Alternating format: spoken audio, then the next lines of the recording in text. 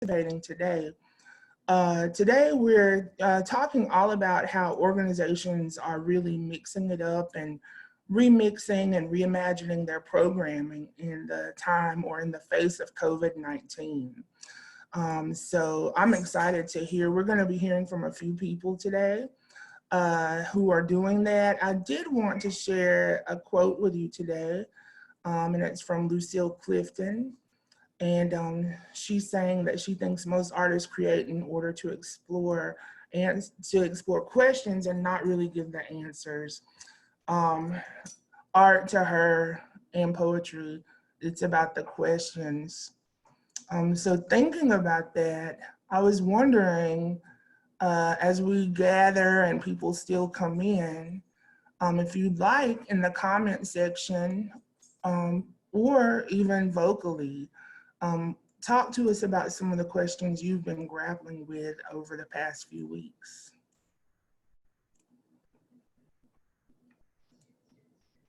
I've been grappling with how to conduct a theater troupe that is secondary students, and we have 90 students for a summer camp. So how to do this safely. Yeah, a lot of people have been grappling with that. And I hope people have seen the folder of resources that ArtsBuild has been sharing. You can find it on our Facebook page, or even after this, you could email me or Rodney and we could send you the link to that. But we've been collecting information, resources, signage about opening up and reopening. So yeah, we're making that resource available to anyone. What are some of the other questions that people have been grappling with? Hey, James. Hey. I wanted to add that the governor had actually opened up the summer day camp regulation. So you can go to Tennessee Pledge and check out their new guidelines for summer day camps. And if we can get a copy of that, we can add it to the folder today too.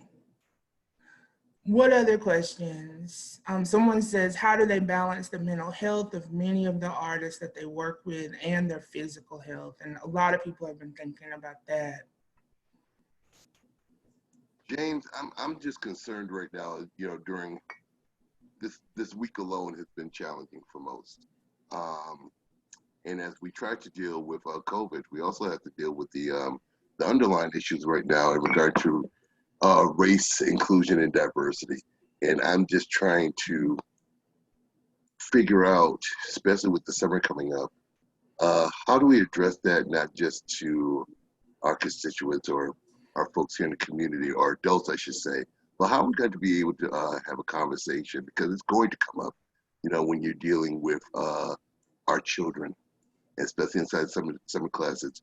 I think that we would be foolish not to at least be able to say something, and be able to perhaps be able to find a way for the arts to be healing as well during these times. But I'm just curious on if folks have any type of suggestions. It may not be the period now here, but we need to have a conversation on how to address this inside our community.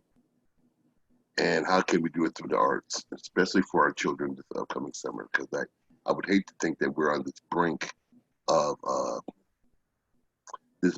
no return if we don't know how to properly address some of these issues that may come out through their connections throughout the summer. And I agree. And I think that, this week, that might be one of the things that we could kind of look into at ArtsBuild and see what resources we could bring back to the call next week to share with the organizations as they prepare for the summer and just for the future too. I mean, it has been a really rough week, and thank you for bringing that up, because it's on everyone's mind at this point. Make sure as you listen that you look at the chat, because people are posting the resources, the daycare and day camp resources link is in there. We'll share that in the follow-up call too, or the follow-up email. So today, we can go ahead and get started. We have a talk from Tim Henderson about the grants, the CARES grants that Humanities Tennessee is offering. Then we'll hear from Marcus Ellsworth, and he's going to talk about Barking Legs Theater and some of the changes that they have made to their program in response to COVID. Robert Winslow is going to share about Chattanooga Dialogues, and then John Fairmont is going to talk to us about Chattanooga Ballet and the things that they're doing and their reopening plans.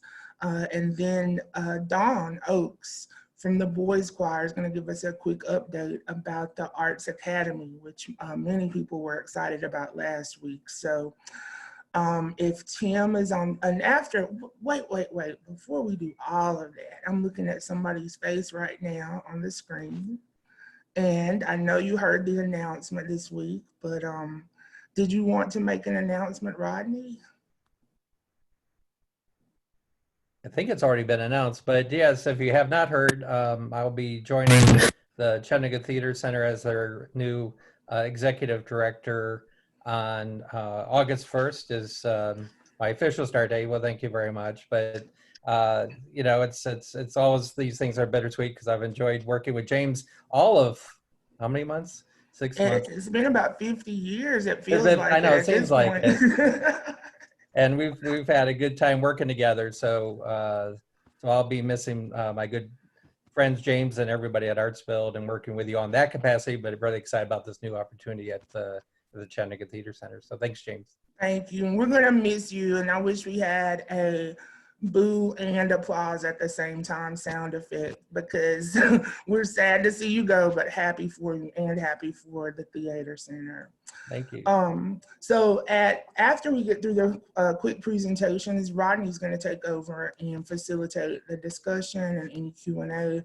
But please feel free after each presenter to put questions in the box and we can ask them, or to ask them yourselves. So if Tim is on the line, and I think he is, I'm going to turn it over to him. Thank you, James. Yes, I'm here, and I really appreciate this opportunity to spend a few minutes with you all this morning, and hope you're all doing well in what are becoming increasingly stressful days these days. So I wanted to spend just a few minutes talking about briefly about who Humanities Tennessee is, if you don't know who we are, and we would love to get to know more about you. Thanks for putting the website up there, James. And to talk about a sort of special opportunity that we have open right now, and present that to you all. Obviously take questions if you have any, but we hope too that we will hear from some of you going forward in the future. So very briefly, I'm Tim Henderson. I'm the Executive Director of Humanities Tennessee, and full disclosure, James is on our board of directors, and we're really excited to have him as a part of Humanities Tennessee too. And I won't go into the weeds about who we are, because there's plenty of information about that on our website, which is humanitiestennessee.org.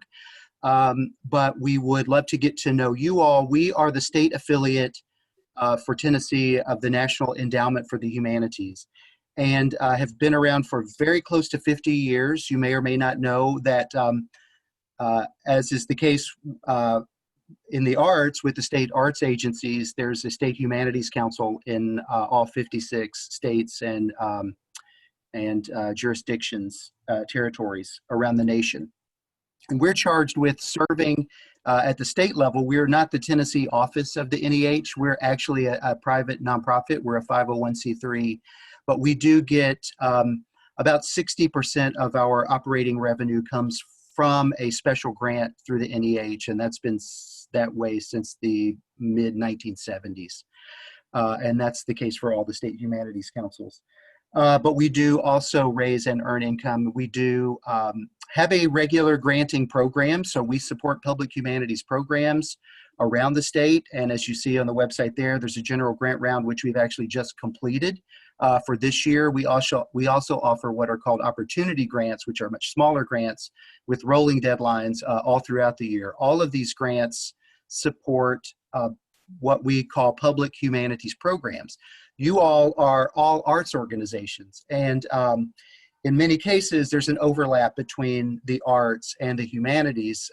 In some instances, there are pretty clear divisions, but often what you're doing may have real humanistic components. And so I want to take just a second to differentiate arts and humanities for the context of talking about the CARES grants, and then I'll talk specifically about this particular granting opportunity. So, the Arts Commission, the State Arts Commission exists to support arts programming and artists around the state. We exist to support humanists and humanities programming around the state. But you may know that arts and humanities often coexist in the same space. And one of the ways that we talk about that relationship and make that differentiation is to say, if what you're doing with your audiences, and we are talking here specifically about public programming, so where you have people from your communities coming in and gathering and doing work, or these days even gathering online and doing work virtually. When you're doing strictly arts creation or arts instruction, we do consider that to be arts programming. That's not really our wheelhouse or our jurisdiction, and so our work kind of by the book can't support that. But when you are talking about art history, arts interpretation, arts criticism, even sort of community history with artistic components, then in our view, you're doing humanities work as well. So you're kind of doing arts and humanities work. That's important for us to understand and to recognize, because that is work that we can support and actually want to support. We do quite a few literary arts programs ourselves. So we not only support humanities work around the state through our grants programs and cooperative agreements, but we also do our own public programs, including the Southern Festival of Books, which is a giant regional festival every October. We hope to be announcing information about this year's festival soon, but right now that's still in the works and is likely to be a virtual festival for the first time ever.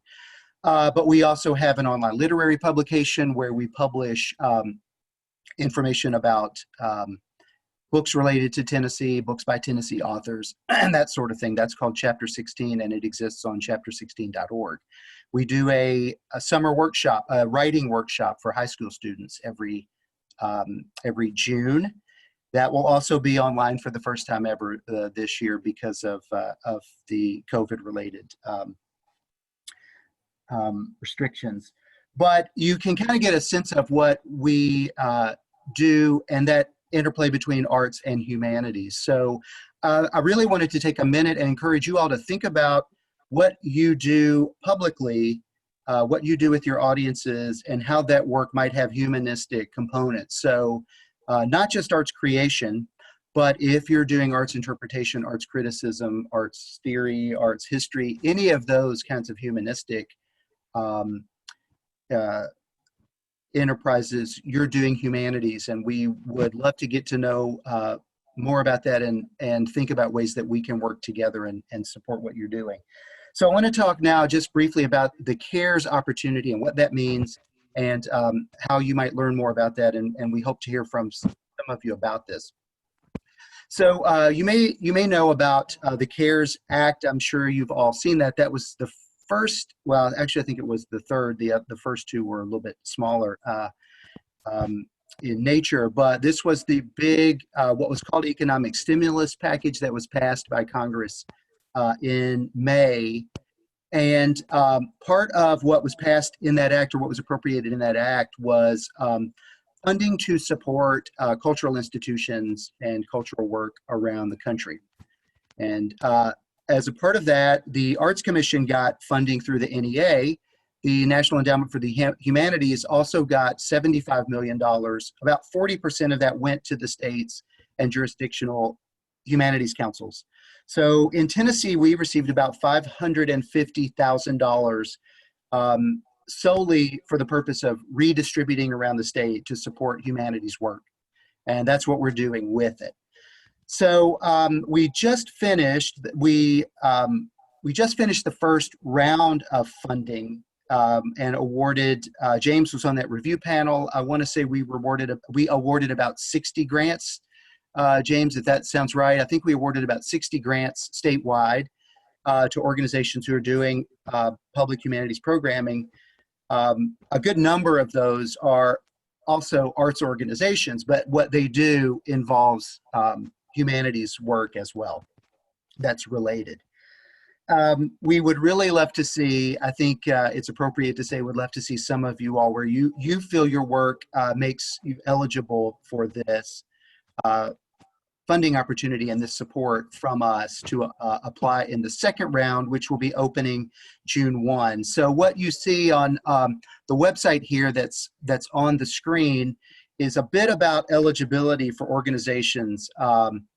This is all from our website right now, humanitiestennessee.org. On our landing page, if you simply go to humanitiestennessee.org, the first thing you will see is a link to this page, which is what we call the CARES Grants landing page, which will talk about eligibility, who's sort of imagined to be eligible for this support. And so just very briefly, you do have to be a 501c3. You have to be doing work that is humanities focused and publicly accessible in the state. So again, I mean, I'm encouraging you all to think about what you're doing, and if the work that you do, all of which is arts work, but if there are humanities elements that are strong in that work, we would encourage you to think about applying for this support, and maybe for other support opportunities too in the future going forward. So a bit about that is listed right here. You must have a DUNS number if you meet these other eligibility criteria and don't have a DUNS number. You can look here for more information. And we are actually, this will be updated very shortly to say in the first round we were prioritizing funding organizations that had operating expenses less than $1 million. In the second round, we're really prioritizing funding organizations who didn't receive funding in the first round. So that eligibility, or I should say that funding priority, will change for the second round, and that information will be updated shortly. We have really tried to make the application process be very streamlined and very straightforward and simple. You can't see the application now. It will be available June 1. There's a link to it though on this page. When you see it, I think you'll see we probably couldn't have simplified it much more. I mean, we're just asking for basic information about your organization and some statement about the public work that you do and how that is humanities work. And then finally, what you would do with these grants. So in the first round, we were giving grants up to $5,000. The idea for these CARES grants is that it's meant to provide emergency relief. So really related to the idea of the CARES stimulus funding generally, the idea here is to help organizations just meet payroll obligations, even in small ways, keep lights on, pay the rent, just do those sort of basic operational things that many of us are struggling to do in this time. So these aren't huge grants, but they're meant to be just kind of emergency bandages to sort of stem some of the loss. And that's the idea here. In the second round, there is no cap, but what we will be doing is once we've discerned how many organizations are eligible for the grants, we'll be giving out the rest of this money. And I think it's still something like $250,000 left to grant out. So again, the size of the grants in the second round will be determined by how many organizations are eligible who apply. Again, this is meant to be operational support. It can be used for any sort of, there are a list of ineligible expenses, and those are listed on this page as well. So there are some things you're not allowed to use funding for, but otherwise, whatever supports your work and your programming is eligible under this very special kind of grant. That's not normally the case for us. We generally support projects and not organizations with our granting program, but this is a very special opportunity for us. So that is a lot thrown at you at once. I hope I haven't confused the matter, but rather just piqued your curiosity. And if you have questions, I'm certainly eager to take those now, or if you've got questions that come to mind later. You can find out more about this by reaching out directly to us. We have a special email address. I think that's also listed on this page. But if you'll write to CARES, C-A-R-E-S, cares@humtn.org, we'll respond to you directly with any questions that you've got if you think of those after this meeting. Is that HUMTN? HUMTN. That is, thank you, James. That's shorthand for Humanities Tennessee. Okay. Yeah, but cares@humtn.org will get you directly to our grants administrator for this package. All right, and I put that in the chat for everyone. And if you have questions, please reach out to Tim. And I will say that as part of the review panel, I was so sad because only 2 organizations from Chattanooga had applied. So I said, Tim, please come and tell all of our people about these opportunities. So go get the money and go for it. And, you know, thank you. And when we have other opportunities through Humanities Tennessee, I'll make sure to invite you back. Thank you so much. Wonderful to meet you all, even virtually. And I hope that we will get this opportunity again to interact, maybe even in person at some point in the future. So thank you all. Thank you. Thanks. All right, I'm gonna quickly turn it over to Marcus, and I'm gonna try to switch the slides.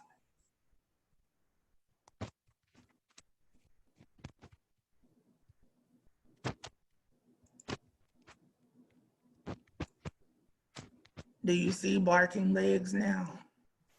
Yep. All right, good. All right, take it away, Marcus. Thank you, James. Oh, and then thank you, Tim. That was really informative and great information to know. We were asked to share some of the things we're doing over at Barking Legs as a response to COVID and isolation and having to essentially shut down our theater, which prior to this, of course, was our main space to create and to meet and to host classes and workshops and rehearsals and all those wonderful things. But we've actually managed to shift our programming quite a bit in the past couple of months. James, you go to the next slide for me. The 3 big things we have going on are virtual events. We've taken our Wednesday night jazz and put that online every Wednesday night. And our open mic, The Floor is Yours, which is now by the name The Floor is Yours Connection. And it's also a virtual open mic that happens every other Friday.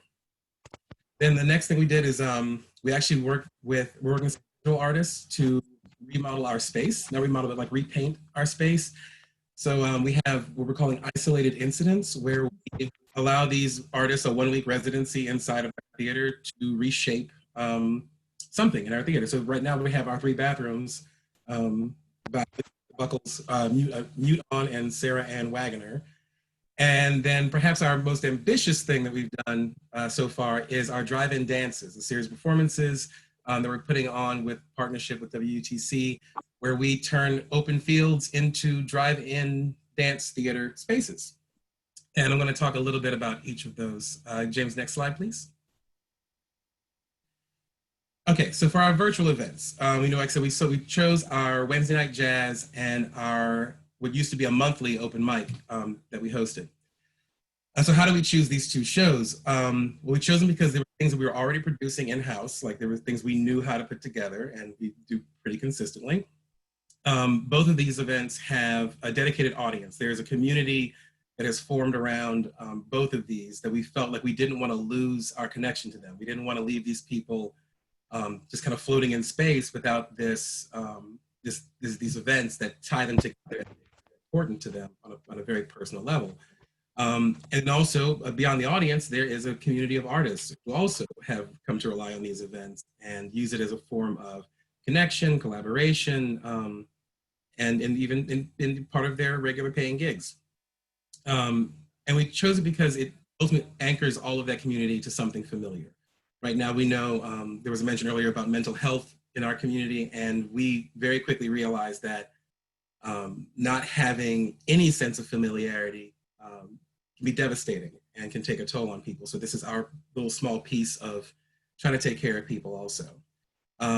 So how we do it, now initially when we started doing these, we tried to do straight up live streams, but being that we had, in both cases, several artists presenting for the same show, all with varying access to quality internet connections and cameras and sound cards and things like that. The first one went badly. It was awful. We had one really good performance stream, and then the others, it took forever for them to get onto the page, and the video quality was bad, or the sound quality was bad. So we switched to having the artists either send us things from the archives of their performances or to record original performances for us. And that actually has gone much better. So we collect those clips in the days prior to the event. And then for jazz, Bruce Kaplan records intros for the jazz musicians, and for The Floor Is Yours, I record the introductions for the open mic performances. This allows for us to have more quality control. So if we have a problem with somebody's video, they have plenty of time to, fix it and resubmit. More artists can participate instead of, having to come up with 20 minutes of performance for one of our shows. They can go as little as 5 minutes, or for jazz, they can go up to an hour if they have it. And then also with the streaming being pre-recorded and we put it on Facebook Live, it allows us to actually talk to our audience and the artists during the show, which has actually been really nice. It's been a way to have conversation, for the artists to get praise in real time, and they can interact and people can ask them questions or and really share in the experience, and we get to be part of that. The service that we're using for that right now is a service called livereacting.com. That is, it allows you to upload pre-recorded videos and edit them and put different elements into it, and really also put your branding onto the video before you put it up. I'm looking at some other options that allows you to do both recorded and live streams. Live reacting only allows for pre-recorded video. The other one I'm looking at is StreamYard, StreamYard.com. It's StreamYard.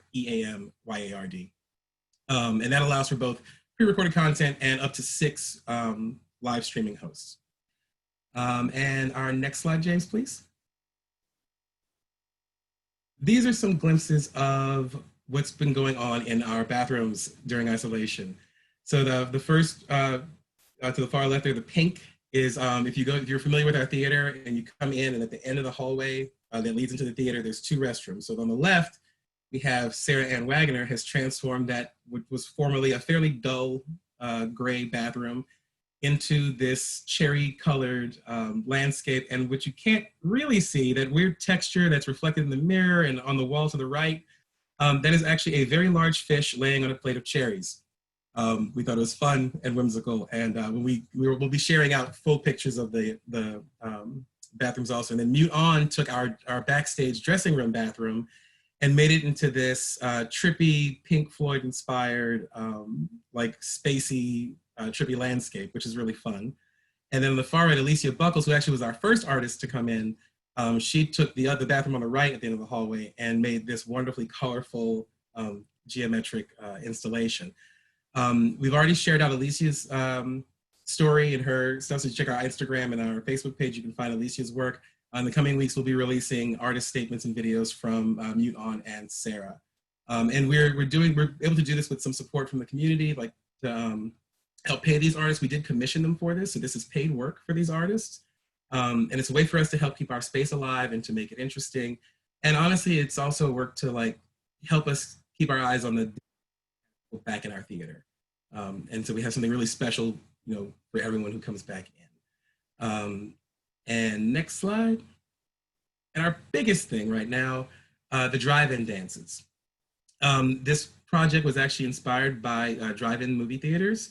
And even seeing that some churches were doing drive-in services where people were pulling up into parking lots and attending services.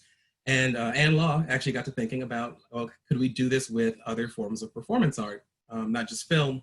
And she reached out to our good friend Richard Wyndham over at WUTC, and he loved the idea because the concept was we could broadcast the soundtrack over the radio, and then everyone's in their cars and they just turn into the radio station and they get to hear the performance without us having to, have them get out of their cars or roll down windows and all that stuff and possibly risk their safety.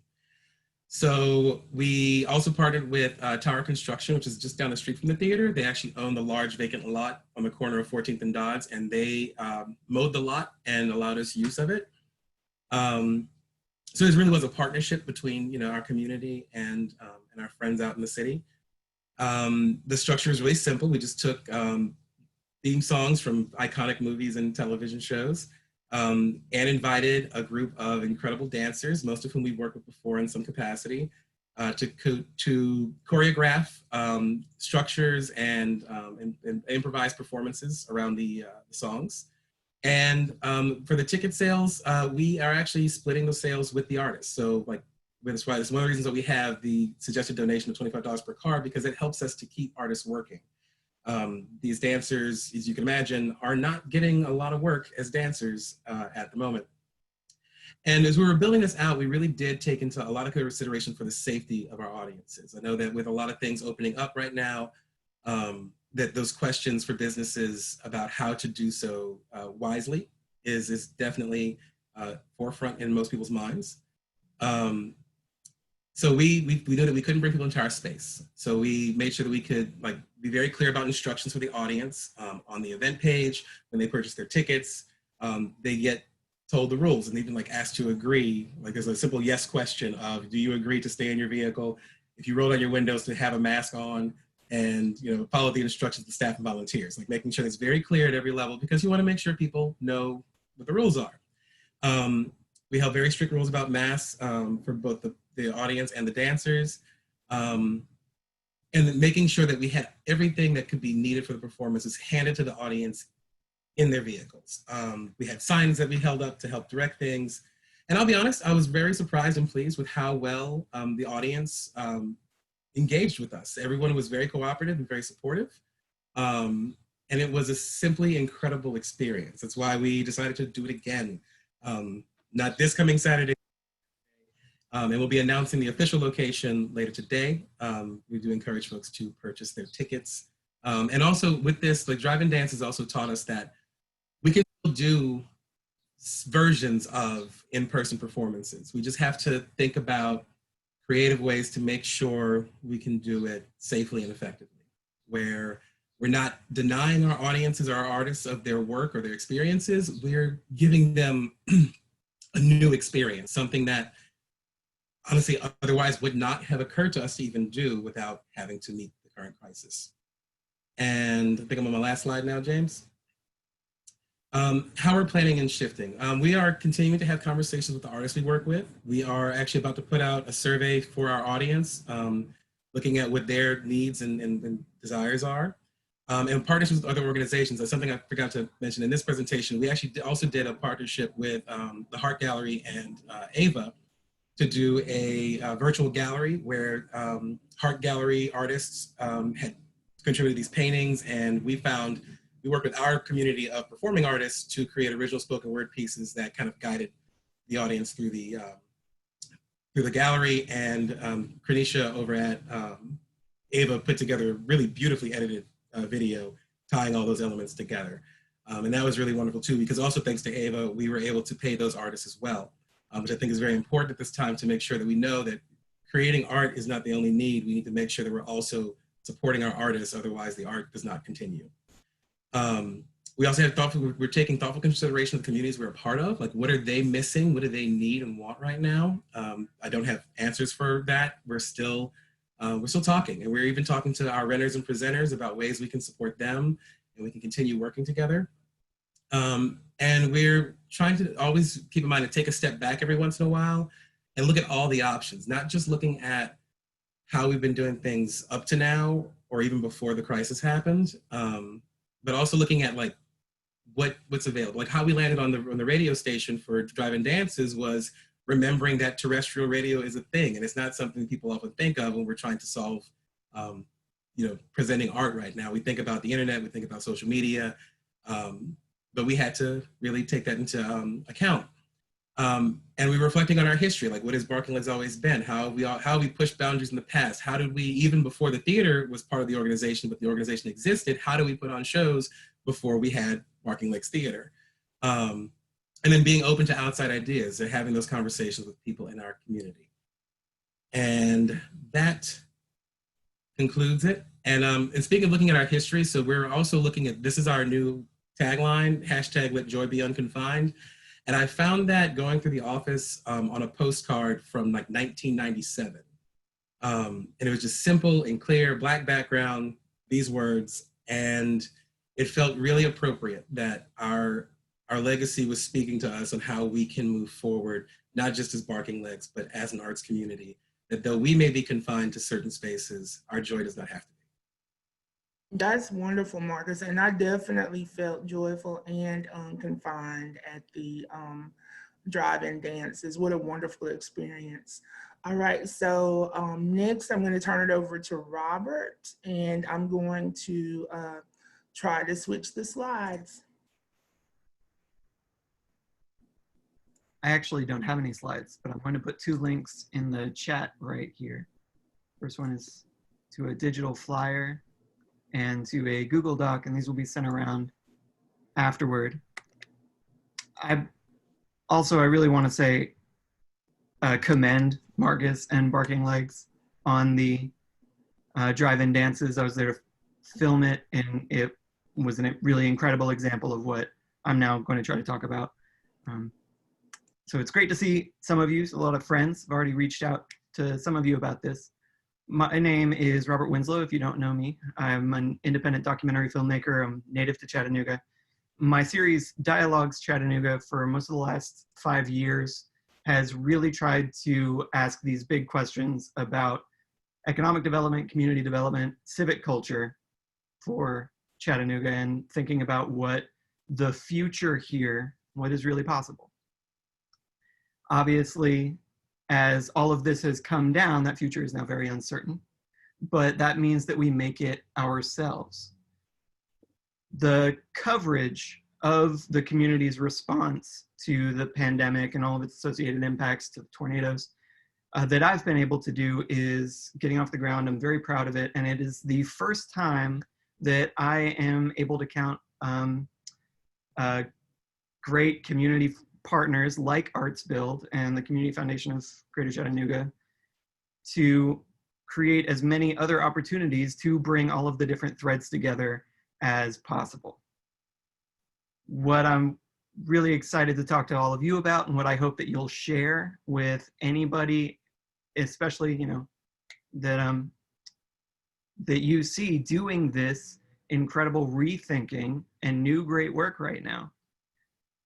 With Arts Build, and over the next month, say end of June or July, we're putting the call out for a virtual exhibition of new works that have been created during the isolation period.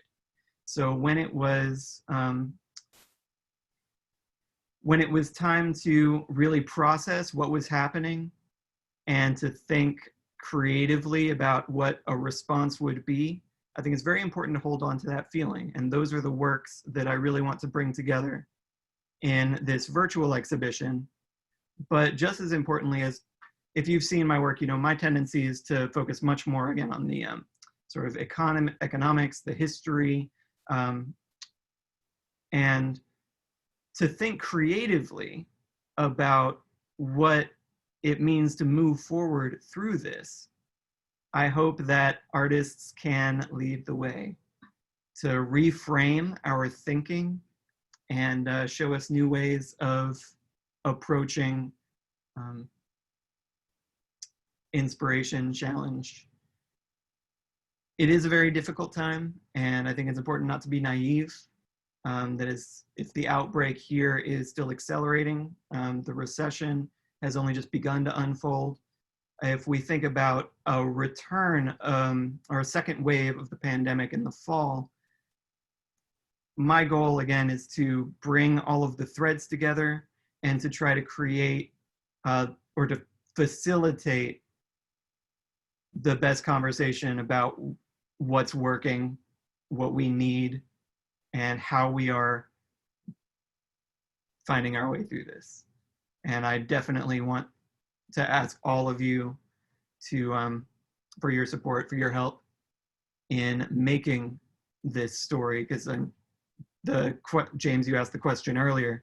I think it's a great cliche of the time. How do we build the airplane as we fly it? And that's my question that I want to think through with all of you if we can. So thank you so much. This is the big announcement of this call to artists. So please share it as widely as you can. And I know there are a lot of parallel projects going on right now, and I just want to be able to tie it all together if at all possible. And I want to commend all the really incredible work that so many people in our community have done to step up during this time. That's the story that we need to tell. Well, thank you, Robert. Thank you. Would you mind putting your email address into the chat? Yeah, and that way people can contact you? And next up is gonna be John, and I'm going to switch the slides over. Hi, everybody.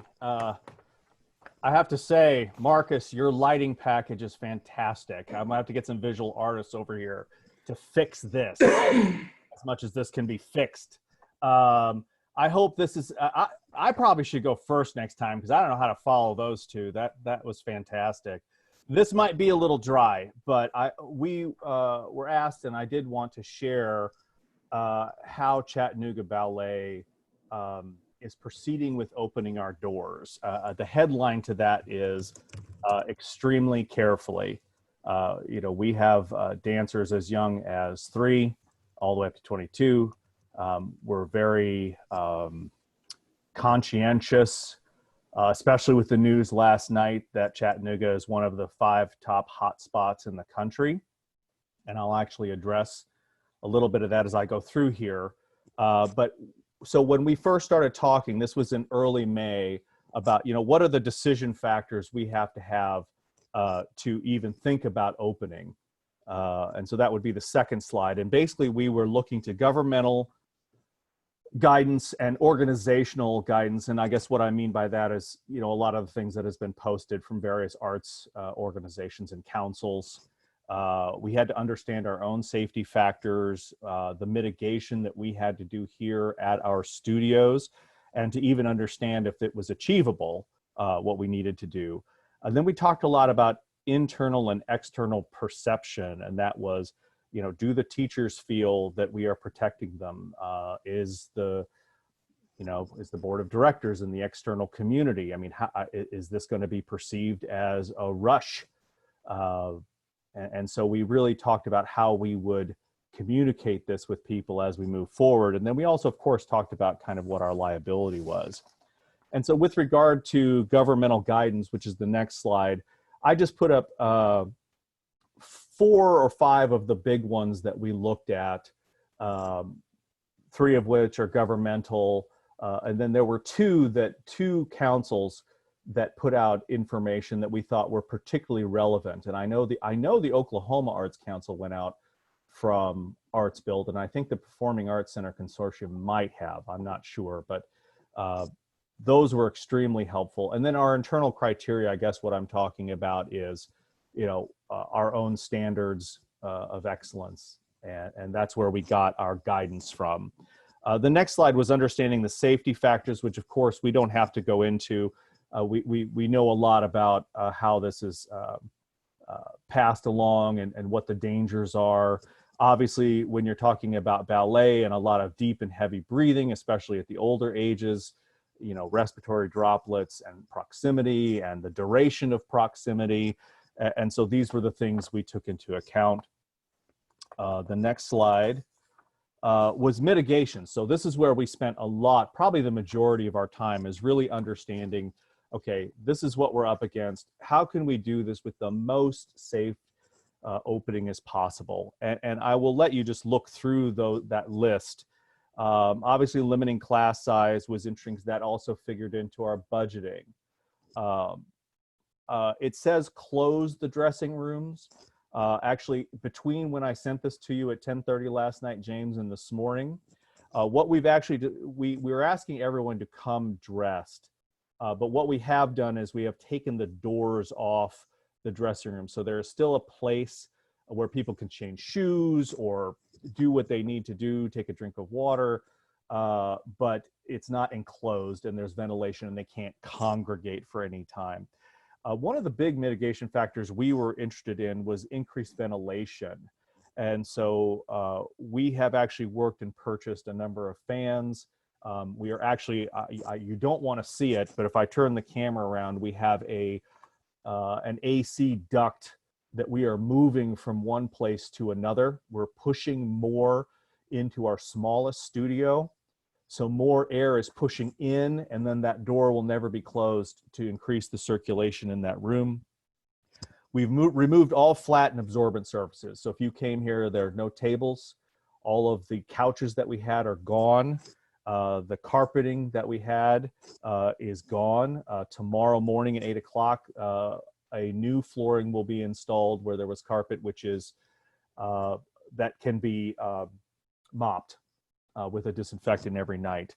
Of course, like many people, we have infrared temperature taking measures, and we have worked with our cleaning crew and also about their sanitation, what they're doing, our janitorial service. And then we've also assigned a very specific procedures for our own sanitation during the day and who's doing those. The next slide is about the communication. Of course, parent emails, social media, really getting our policies out to everyone who's coming in.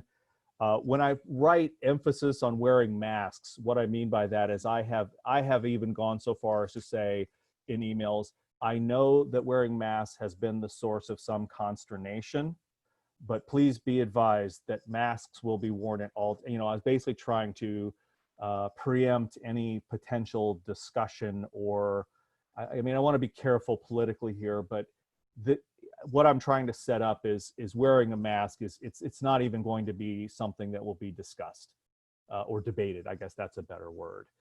And I think another very important thing that we've developed is the refund policy. We've made it very clear that if we do have to close for any reason, that everything will be prorated refund. It'll be so everyone hopefully has a sense of comfort if financial is an issue. That if we close halfway through the summer program, they get a 50% refund, no questions asked. That's what happens. The video tour will go up later, so we'll actually doing videos where we're saying here's where you come in, here's the flow, here's where you exit the building, and just trying to get that out in front of everybody as much as possible. The next slide is just liability. There is a slide later where I have a link to our liability waiver form. There's a lot of debate about whether anyone can even sue successfully if something were to happen. But the board and I and Brian McSween all felt that having a standard liability, at least we have some sort of document. Look, everyone's aware that nothing is perfect. Nothing is perfect. Going outside your door is a risk. And so we're all just kind of saying we are collectively accepting the risks. And another thing, going back to communication, is I've really emphasized to people that it's important for everyone to do what they feel is right for themselves and their family.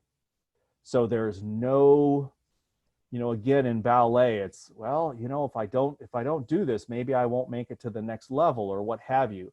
I hope people feel worked very hard to explain that this is unique times. If you don't feel comfortable coming to the studios, by all means, do not do that. So then I'll flip to the next, just to keep it moving. I won't go into these, but these are our COVID operational policies.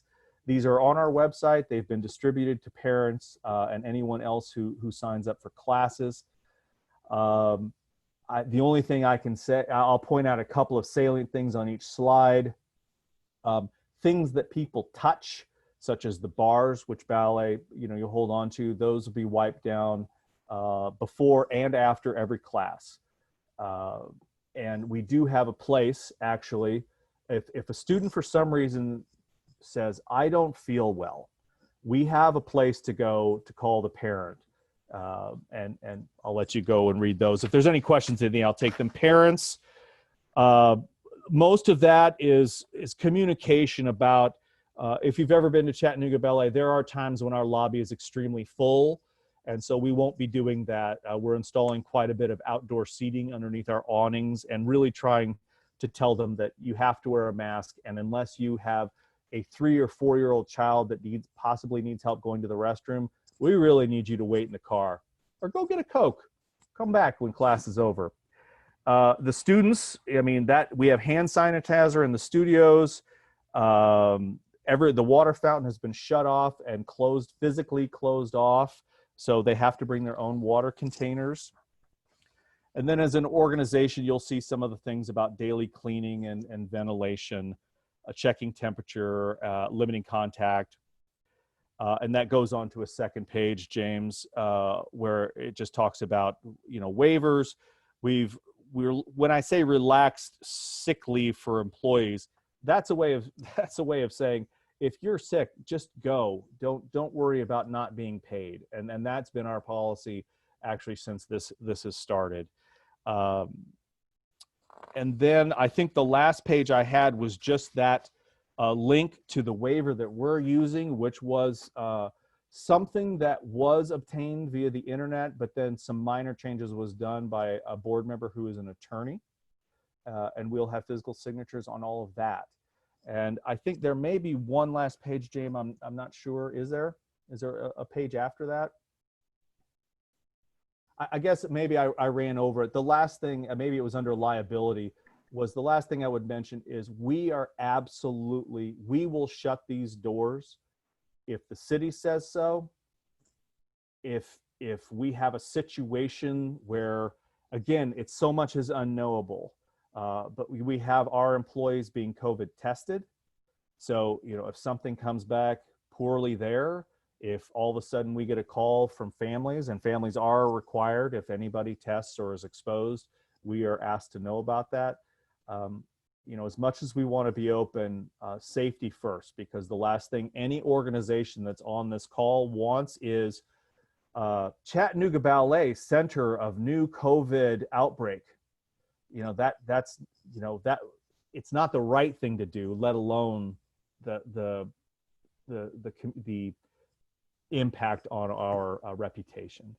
So we're trying hopefully to lead in this effort of opening up with being safe as possible. And if there are any questions, people can email me. Actually, I'll just put it on the chat. Thank you so much, though. Thank you. Thank you for sharing, all that you've been thinking about as you make plans to reopen safely. And we'll make sure, if with your all's permission, to share these slides in the follow-up email.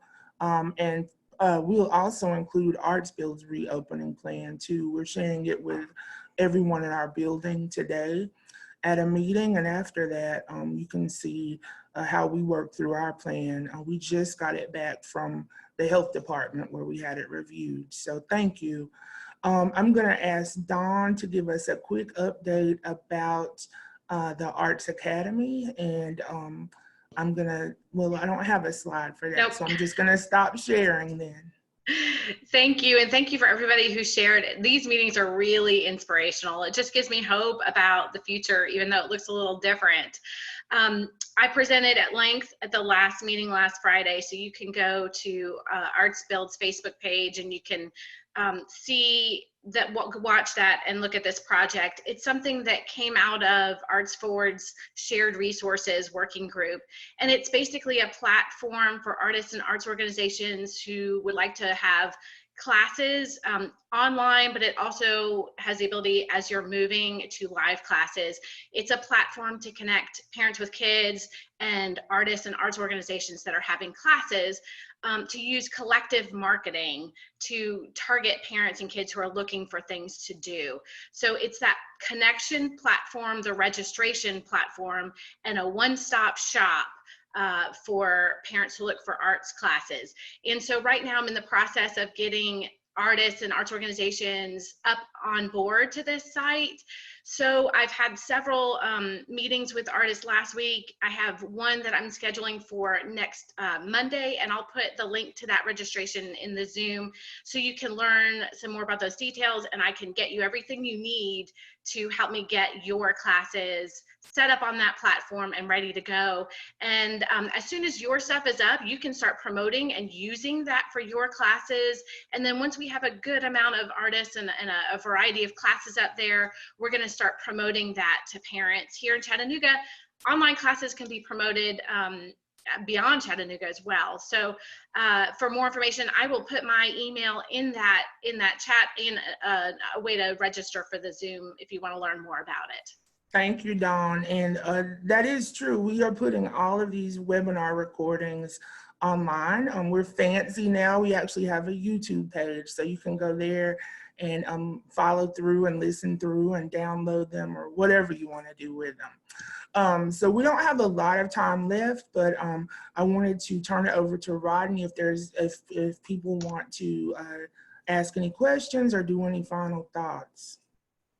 Yes, thanks, James. And I like what Dawn said. I mean, it's just every Friday, these Zoom meetings really are very inspirational, the good work that's going on. And so I just want to take a second to open up the floor, and if anybody has any quick announcements about what's going on in your own world and things that you're doing, if you would like to share those real quickly, I'll invite you to just unmute yourself and join in.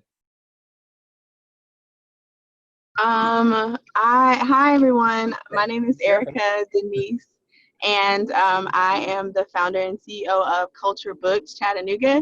I'm sorry, I've been stuck in traffic, so I'm like driving on the call right now. But Culture Books right now, because we can't go out, usually we would like to host events, cultural events for kids to come out and receive books. But during this time, we have been online. So Monday, Wednesday, and Friday at 3 o'clock, we have Positive Monday, Wacky Wednesday, and then Friend Read Friday, where friends can read on our platform, and I can like add the video live. They send me a video of them reading one of their favorite childhood books, or their children. I'm sorry about that. Your children can read on the platform a book that they are super proud to read, because when kids learn how to read, you know that's like the biggest accomplishment for them. They're so excited. So you're breaking up. Oh no. I love this song. I know, you're breaking up a little bit. Well, there we go. Well, let me say that I'll just jump in and say Culture Books has some really interesting events once we get back. Oh no, hold on. Yeah, you're freezing. There you are. Yeah, you're freezing up. Oh, I'm sorry. Can you guys hear me now? Yeah. I'm gonna try to move over a little bit.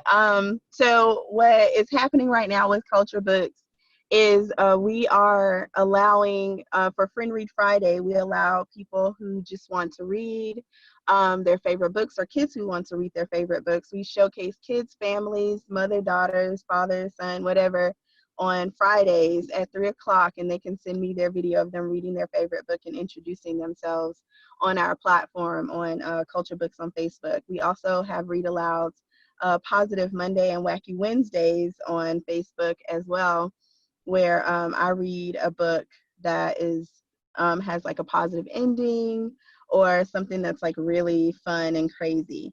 And so that's something that we're doing right now. We've also been talking with Chattanooga Symphony to give away some musical books. It's called Little Melba and the Big Trombone. They did a music in schools, and they had some books left over.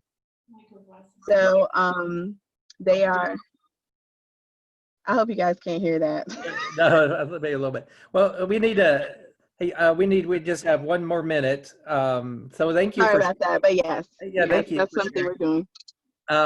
But I want to just kind of finish up by actually unexpectedly putting Anna Van Cure on the spot, and just share what's going on. Maybe there's some news I think is public, if you don't mind, Anna, jumping in. Hello.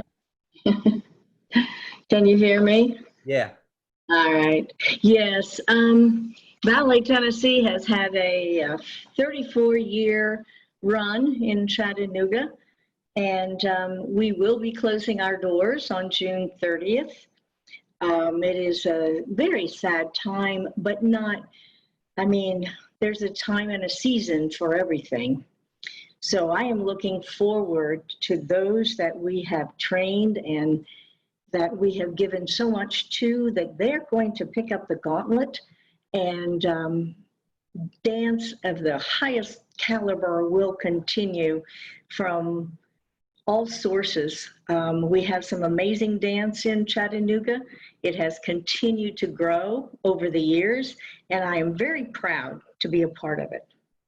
Well, thank you so much.